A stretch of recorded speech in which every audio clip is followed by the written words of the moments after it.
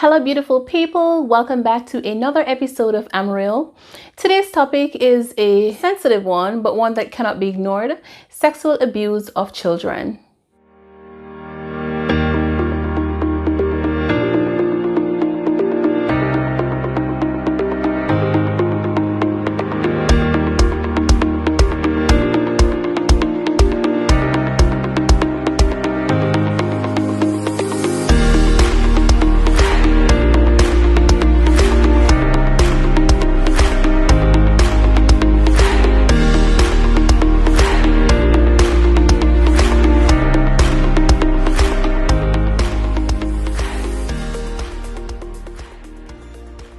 I'm Real is here to talk about every and anything that affects life with the hope to inspire and make a change.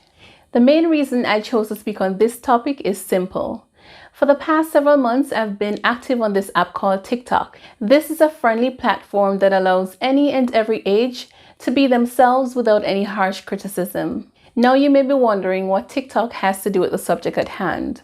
What I have observed is that a lot of persons, especially young adults, come forward on this platform to talk about things that happened to them in their childhood, like sexual abuse or physical abuse. They use this app amicably to speak up about it. It saddens my heart that people have to live with this, but I'm happy they're now comfortable sharing. You see, it's very important for us to understand that abuse does not have a specific face. It could be friends, family members, neighbors, relatives. It could be anyone. And what is important to understand is that abuse can take place under some very surprising circumstances. Statistics have shown that children in a single-parent family are more likely to become victims of sexual abuse. Oftentimes, it's a case where mother has to go to work to provide for the children, and that is how relatives and neighbors get involved, as she's still trying to provide some form of security for her kids, not knowing that the individual they're entrusting their children with are not good people or may not be capable of effectively protecting the children or child. Today, I will introduce you to two scenarios just to clarify how this type of abuse can readily take place. Scenario 1.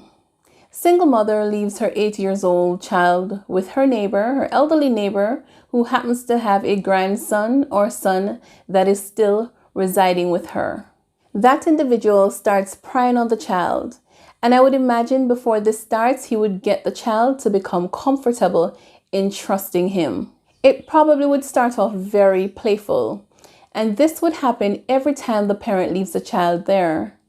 And she's so overwhelmed with providing that she does not observe changes in her child's behavior. And the child didn't tell her because she is afraid. Just imagine. It all depends on the relationship you have with your children. People, or I should say the individuals who commit such acts, such sick acts, are usually very good at manipulating the children into not speaking up. Scenario 2, the stepfather situation. While you have some great stepdads out there who are even better than the biological fathers, you must remember there are still some sick, twisted individuals out there who take pleasure in stealing your children's innocence. Try to develop a healthy relationship with your children so that if something happens unusual, they're more likely to share. And most importantly, make sure you believe them and take the necessary steps to deal with it. There are many more scenarios I could give. However, at this time, I will share my story with you, and hopefully in the future, you have the opportunity to share your story with me. When I was 11 years old, my uncle was building a house close to our home, and there were lots of workmen who worked there. I specifically remember this man came and he wanted the job, but he lived so far, so it was a problem for him to travel. He started working, but it was very difficult. So he had a conversation with my loving and caring grandmother, who's always just a giver. If you know her, then you know. And he told her that he didn't have anywhere to stay and it was difficult for him. He also proclaimed to be a Christian, right? And so my grandmother opened up and she said, you know what, we have the space, so you can stay here at our house until you find a place for yourself. I want you to listen to me carefully. This man became like a family member, right? He was cooking dinner with us. We were eating at the same table. My school is right next door. It was right next door to our home. So it was just a walk across the street. And when I say a walk across the street, I mean literally. I would walk out to my gate and right into the schoolyard. Now, one day after school ended, I came home skipping as usual with my energy because I'm so energetic. I was a very energetic child growing up. I was skipping and singing coming home. And when I reached into the kitchen, I realized he was making something on the stove. We had gotten to the point where I refer to him as uncle because my family is very respectful. Like I mentioned, I grew up in a Christian home with great mannerism and all of that. And we refer to elderly people. If it's not miss, then you're going to say auntie or you're going to say uncle. So I said, good evening, uncle. I realized he was making something on the stove. So he said, do you want some? But there was something in his voice that did not sound right when he said that. So I hesitated in answering. And then he asked again, you want some? So I said, some of what? Mark you, I see him making something on the stove, right? One hand on the stove, he's making something, but the tone in his voice didn't sound right. And at 11 years old, you know, right? And so when I asked the question again, some of what? He turned around and I kid you not, and had his genital exposed. That was so frightening. I dashed out through the kitchen door so fast, right over to the house where they were building.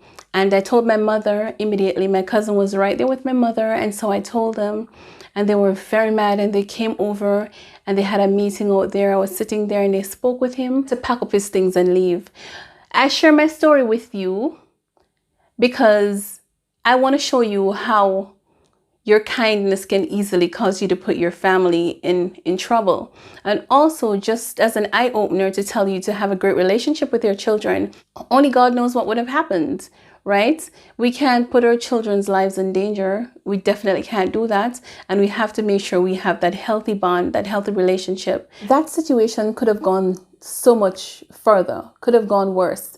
So I'm very grateful that I can be here sitting and talking to you at this very moment, because only God knows what could have really happened or what could have really stemmed from that had I not dashed out of the kitchen and ran to tell them what had happened. So again, parents, I beseech you, have a healthy relationship with your children so that in the event something happens, they are more likely to open up to you. And also be very mindful not to put your children in certain situation that could turn out to be horrendous or disastrous. My grandmother was such a wonderful woman, the best.